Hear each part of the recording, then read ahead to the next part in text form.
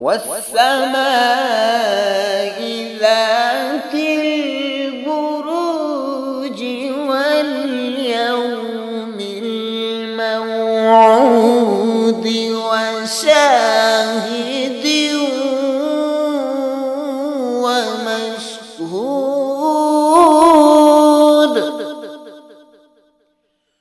قتل أصحاب الأخدود النار ذات الوقود إذ هم عليها قعود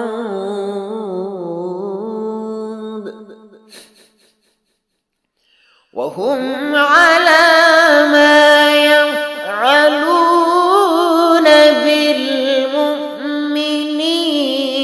شهود.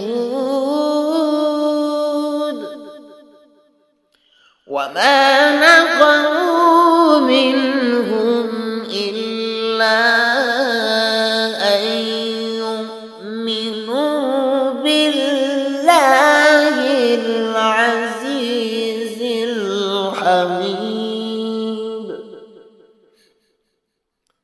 الذي له ملك السماوات والأرض والله على كل شيء قدير.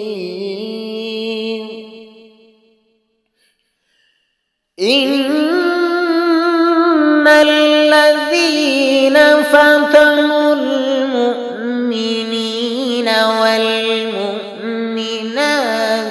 ثم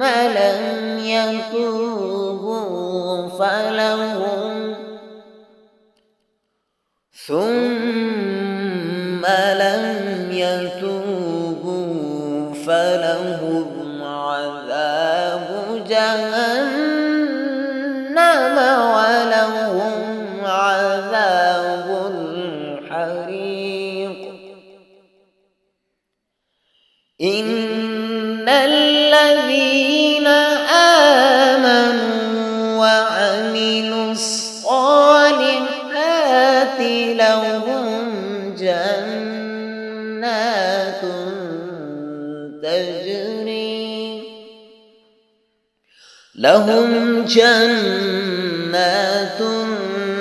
تجري من تحتها الأنهار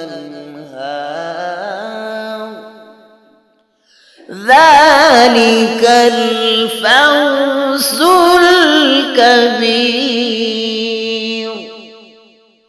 إن بطش ربك لشديد إنه هو يبدئ ويعيد وهو الغفور الودود ذو العرش المجيد فعال لما يريد. هل أتاك حديث الجنود فرعون وثمود بل الذين كفروا في تكذيب والله من ورائهم محيط. بل هو قرآن مجيد في لوح محفوظ.